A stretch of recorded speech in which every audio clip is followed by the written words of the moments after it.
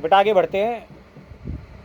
कर्ण की दूसरी सबसे बड़ी गलती और छल ये रहा, पहली गलती पहचान छिपाकर और पहचान ना बताकर रंगशाला में प्रवेश करता और अर्जुन को युद्ध के लिए ललकार। अगर अपनी वो पहचान बता करके ललकारता तो शायद जीतता। सीधी पहचान बता देता, लेकिन पहचान छिपाई, सिर झुका लिया और युद्ध के लिए ललकारा। तो पहली सबसे बड़ी गलती ये। अब दूसरी सबसे बड़ी गलती, वेश बदला और ब्राह्मण का रूप धारण करा, जबकि वो उस समय एसटी यानी कि शेड्यूल ट्राइब यानी कि सूत पुत्र था। आज के हिसाब से भी बता रहा हूँ ना बेटा, मैं पहचान नहीं छिपानी चाहिए कभी। आजकल बेटे अपने हिंदुस्तान का नज़ारा तुम देख ही रहे हो, ठीक है ना। तो ब्राह्मण के वेश में वो भगवान परशुराम के पास गया और भगवान परशुराम ने ब्राह्मण समझकर उसको अपना शिष्य स्वीकार कर लिया और ब्रह्मास्त्र सहित तमाम शस्त्रों को चलाने की विद्या उसको प्रदान कर दी। अब एक दिन ऐसा हुआ कि भगवान परशुराम को आई नींद। कर्ण उनके पास बैठे हुए थे, तो भगवान परशुराम उसकी जांघ को अपना सिरहाना समझकर अपना सिर उसकी जांघ पर रखकर सो गए। इतने में एक काले भौरे ने कर्ण की जांघ के नीचे घुस गया, उसके कपड़ों के अंदर घुस गया और उसको काटने लगा। और अब अगर कर्ण हिले तो गुरुदेव की नींद खुले, तो कर्ण हिला नहीं और वो भौरा काटता रहा और उसने इतना बड़ा घाव बना दिया और फिर वहाँ से खून बहने लगा बहुत तेज गति से।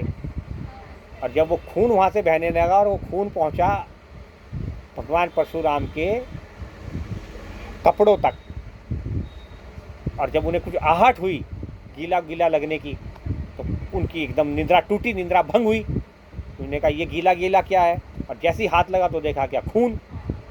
और जब देखा कि खून कहाँ से आ रहा, तो खून आ रहा था कर्ण की जांघ से। तो जब कर्ण की जांघ से खून आ रहा था तो यह देखकर परशुराम बोले कि बेटे अब सच बोलना, अब तुम ये बताओ तुम हो कौन, क्योंकि ब्राह्मण तो तुम हो नहीं, ये तो बात तय हो गई।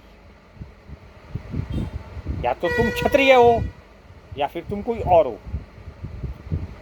तो उसने कहा नहीं गुरुदेव मैं ब्राह्मण हूँ। उसने कहा नहीं झूठ मत बोलो, सच बोलो। अब उनकी यह बात सुनकर कर्ण अपनी असली पहचान ना छुपा सका और उसने बताया कि मैं सूत पुत्र हूँ, अधिरथ का पुत्र हूँ। यह सुनकर भगवान परशुराम को बहुत क्रोध आया और उन्होंने उसी समय कर्ण को यह शाप दे दिया कि जाओ, जिस प्रकार तुमने छल से मेरे से शस्त्र विद्या ग्रहण की है, जिस समय तुम्हें इसकी सबसे ज़्यादा आवश्यकता होगी तुम मेरी बताई हुई शस्त्र विद्या ही भूल जाओगे। और दूसरा शाप ये दिया कि उस समय तुम्हारे रथ का पहिया जमीन में धंसा हुआ होगा और तुम्हें कोई नहीं बचा सकेगा। ये श्राप दिया उसने, बहुत अनुनय विनय करी। भगवान परशुराम ने उससे कहा कि मैं तुम्हें शस्त्र विद्या तब भी देता तुम्हारी परीक्षा लेकर अगर तुम अपनी पहचान ना छुपाते। दूसरी सबसे बड़ी गलती कर्ण की, वेश बदलना और ब्राह्मण बनना और फिर से पहचान छिपाना। अब आगे क्या हुआ जी, परशुराम जी का यह दिया हुआ श्राप सत्य साबित हुआ। कब? जब महाभारत का युद्ध अपने अंतिम चरण में पहुंचा, तीसरे चरण में पहुंचा, अंतिम तो दूर है, जब कर्ण कौरवों की सेना का सेनापति बना। किसके मरने के बाद? भीष्म पितामह के और गुरु द्रोणाचार्य के मरने के बाद कर्ण को बनाया गया कौरवों का सेनापति। और जब कौरवों का सेनापति कर्ण बना तो वही शाप जो परशुराम जी ने उसे तब दिया था जब उसने ब्राह्मण के वेश में शिक्षा ग्रहण करी थी, तो सच साबित हुआ। उसका पहिया जमीन में धंस गया और वह कुछ ना कर सका। जबकि उसने पांडवों के मामा शल्य को अपना सारथी बनाया था, जो भगवान कृष्ण की तरह रथ चलाने में निपुण थे। इस प्रकार से कर्ण का अंत हुआ।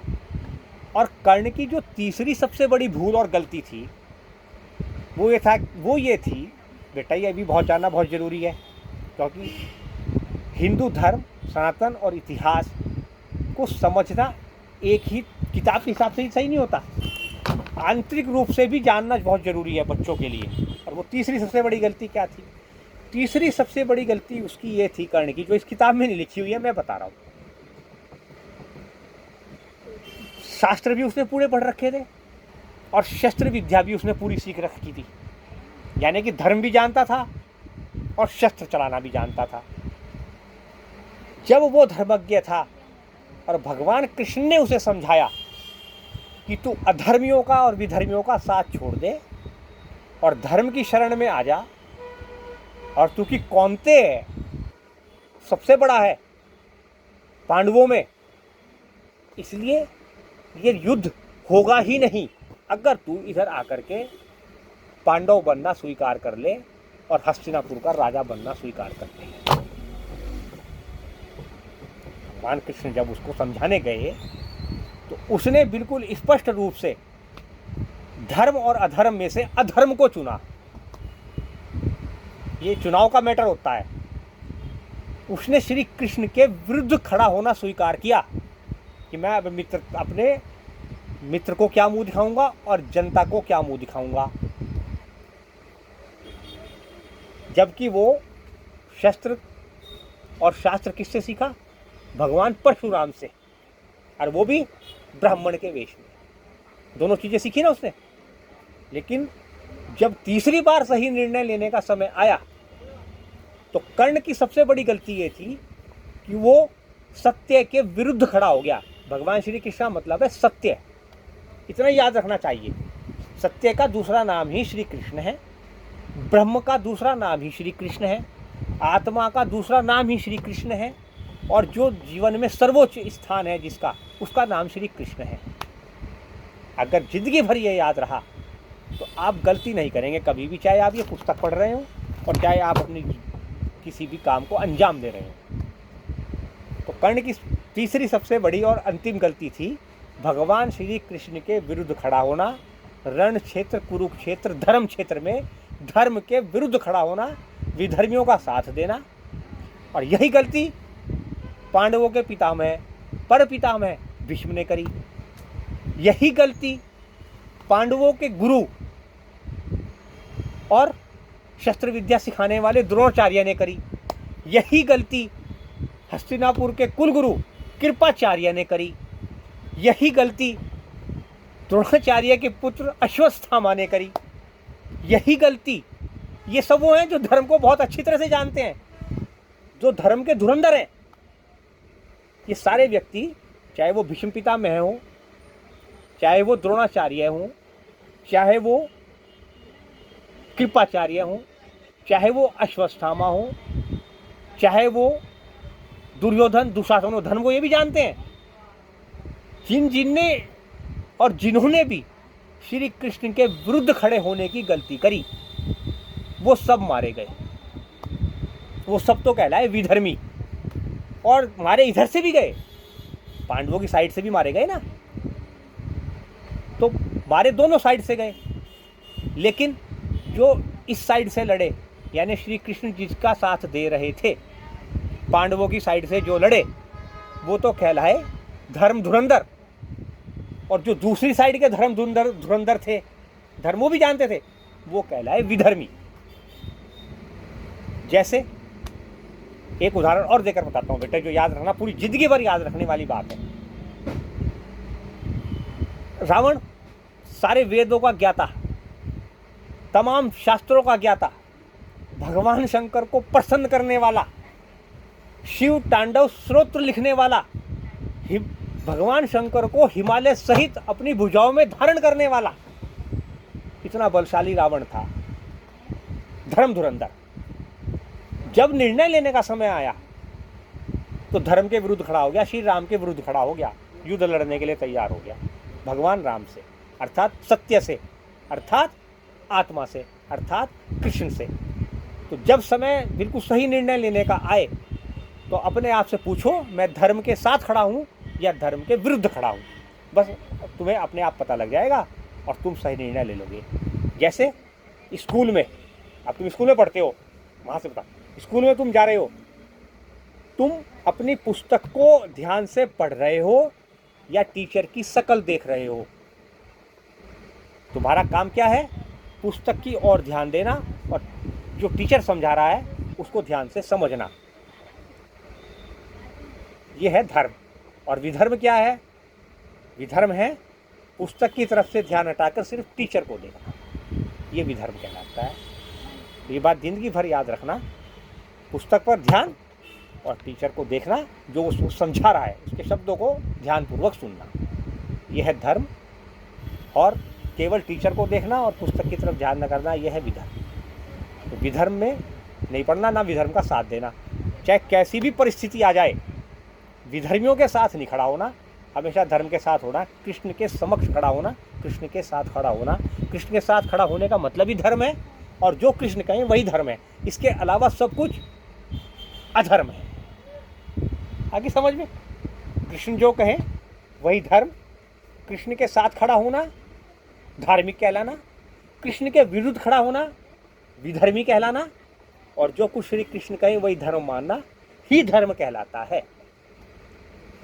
इनमें से अब ये पूरी महाभारत पढ़ोगे ना तो एक एक पात्र का पता लगेगा, कौन उनके साथ खड़ा, कौन उनके विरुद्ध खड़ा हुआ, और जो उनके विरुद्ध खड़ा हुआ उसका क्या हश्र हुआ, और जो उनके साथ खड़ा हुआ उसका भी क्या हुआ, लेकिन वो विधर्मी क्यों कहलाया और ये धर्म भी क्यों कहलाए। ठीक है बेटे, आज के लिए इतना काफ़ी है, इसको भी लर्न करना। अब द्रोणाचार्य मैंने कल बता दिया था, कर्ण मैंने बता दिया, पांडवों के विषय में तुम्हें पता लग ही गया है ना। अब कल फिर हम विदुर जी पर चर्चा करेंगे, विदुर जी के विषय में बताएंगे विदुर जी कौन थे और कैसे वो जो है विदुर हुए और क्यों हुए, ये मैं तुम्हें बताऊंगा। कुछ चीज़ें पुस्तक में लिखी हुई हैं, कुछ नहीं लिखी हुई हैं, जो नहीं भी लिखी हुई हैं वो भी समझने लगेगा, बड़ा अच्छा लगेगा, बड़ा आनंद आएगा। तो विदुर जी के विषय में बताएंगे, और देवी कुंती के विषय में थोड़ा बहुत मैंने बता दिया। देवी कुंती का तुम्हें पता लगी गया है ना, पांडु की बड़े वाली धर्मपत्नी, जिनके 3 थे, युधिष्ठिर, भीमसेन और अर्जुन, जिन्होंने रंगशाला में अपने कर्तव्यों से पूरी उसको चकित कर दिया। और सबसे बड़ा पुत्र था कर्ण, जिसकी कहानी आज सुनाई, लेकिन चूंकि वो उसको बहा दिया था तो वो किसका पुत्र था? राधे और अधिरथ का। राधा अधिरथ की पत्नी का नाम था, इसलिए उसका दूसरा नाम राधे भी था। राधे उसको इसलिए कहते हैं क्योंकि माता राधा ने जो अधिरथ की पत्नी थी, जिनके अपना कोई पुत्र नहीं था, उसका लालन पालन पोषण किया था। और चूंकि उसने छल से भगवान परशुराम से शस्त्र और अस्त्र और विद्या ग्रहण करी थी, इस वजह से उसको शाप मिला। और जब निर्णय लेने का समय आया तो उसने श्री कृष्ण के विरुद्ध खड़ा होना स्वीकार किया, इसलिए उसका रथ का पहिया जब उसमें धंसा पृथ्वी में तो कृष्ण ने भी उसकी कोई सहायता नहीं की। ठीक है, यह है कर्ण का पूरा परिचय और धर्म का पूरा वास्तविक अर्थ। ठीक है जी, श्री कृष्ण वंदे जगद्गुरु। बाकी अगला चैप्टर लाखा मंडल कैसे पहुँचे, लाख का घर क्या हुआ और कर्ण ने इसमें क्या भूमिका अदा करी, ये कल बताएं।